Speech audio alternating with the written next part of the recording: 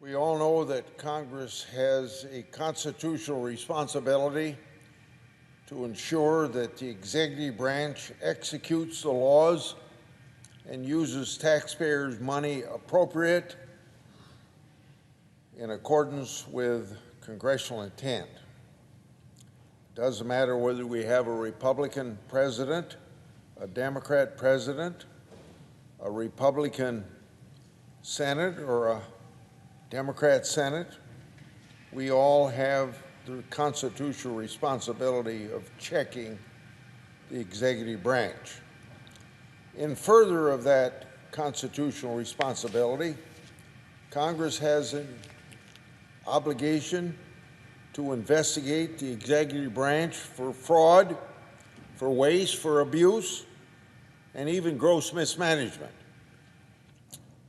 And if Congress finds potential wrongdoing, we have an obligation to the American people to make sure that it's public, because transparency of the public's business brings accountability to those who conduct that public business. Last week, I made public 2 oversight letters that I've sent to the Justice Department and to the FBI. These 2 letters are part of my investigation into a political bias that's infecting the Department of Justice and the FBI. These letters are based on information provided to my office by whistleblowers. And I hope everybody knows that I consider whistleblowers as patriots. And whistleblowers have to have guts, and they do have guts. And Director Wray has personally told me that these whistleblowers won't be subject to retaliation, as often whistleblowers in the federal government are subject to retaliation, hurting themselves professionally and maybe even losing their jobs. Now, these letters that I sent follow up on a May 31st, 2022 letter to the Justice Department, the FBI, and the Inspector General. In those letters, I provided evidence of extreme left-wing bias shown by a special agent in charge by the name of Tim Tebow. He is special agent in charge of the FBI's Washington field office. Now, he has since been referred to the Office of Special Counsel for potential Hatch Act violations.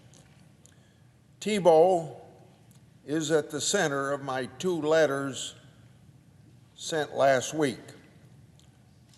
The first letter relates to an FBI investigation that Tebow opened on the Trump campaign and its advisors.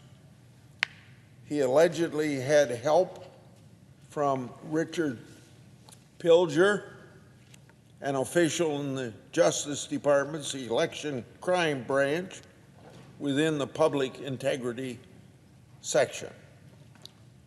During Chairman Turbin's investigation into the Justice Department misconduct, Pilger really stood out.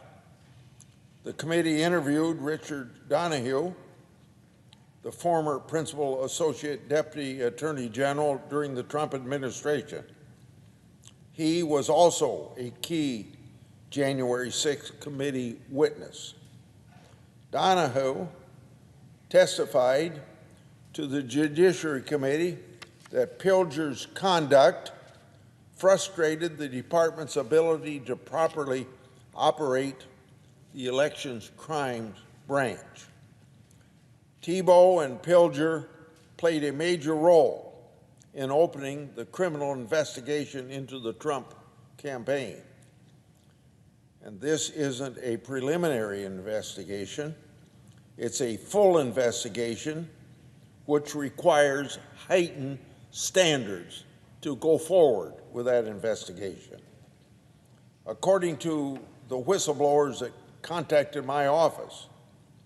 The opening memo for that investigation is based in substantial part on liberal news reporting. Liberal news reports are not enough for a full investigation. The Washington Post reported on the investigation last Tuesday. However, the Post did not report that Thibault and Pilger were involved in opening that case against Trump and his advisors. Yet, Attorney General Garland and Director Wray allegedly approved opening those investigations.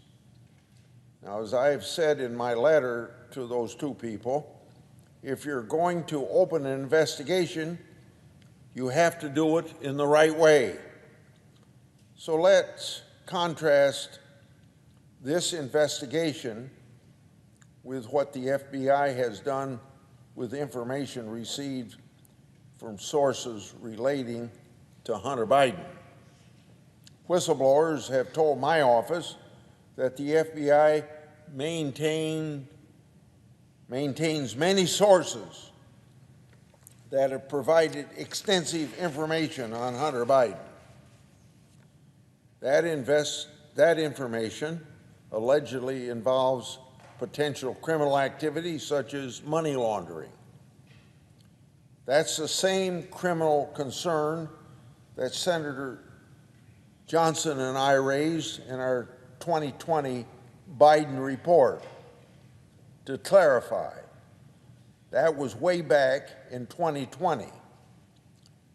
According to the whistleblower's allegations, the underlying information was verified and was verifiable.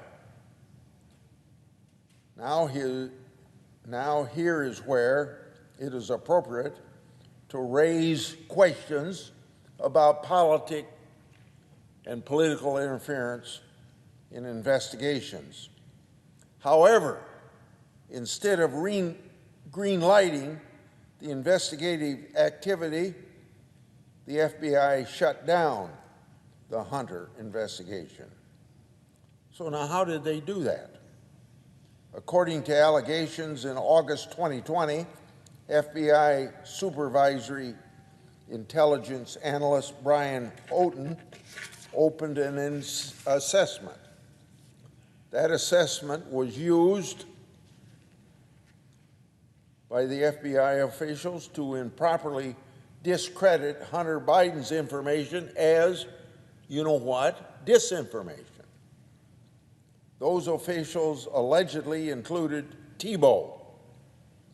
Then in October 2020, an avenue of additional Hunter reporting was ordered closed at the direction of Special Agent Thibault.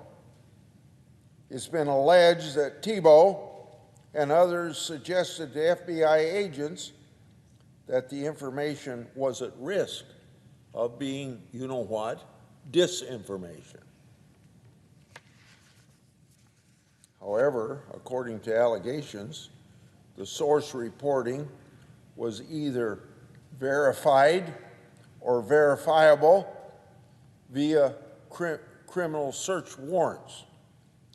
Thibault allegedly ordered the matter closed without providing a valid reason as required by FBI guidelines. As required by FBI guidelines. In other words, Thibault shut down an allegedly legitimate avenue of information. So in order to shut down Hunter Biden's sources and investigative leads, the FBI engaged in disinformation campaign against itself and its own agents. If these allegations are true and accurate, the Justice Department and the FBI are and have been substantially corrupted. Before I conclude, I want to note 4 things regarding the summer of 2020. Yes, the summer of 2020. The opening of Oten's assessment in August 2020. Secondly, efforts by the FBI officials to shut down Hunter Biden's investigative activity. Third, efforts by the FBI to provide really unnecessary briefing to me and Senator Johnson in August of 2020. That briefing was purportedly about our Biden investigation, but it had nothing to do with the Biden investigation. Leaks, fourthly and lastly, leaks relating to the briefing and the liberal media and Democrats falsely accusing me and Senator Johnson of advancing Russian information. All those four data points happened as Senator Johnson and I prepared to finalize our September 2020 Biden report.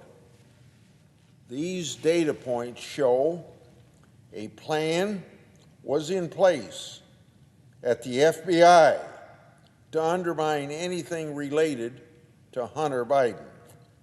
Attorney General Garland and Director Wray, you both have an obligation to the country to immediately investigate these allegations and to clean house. And my oversight work on this and related matters will certainly continue.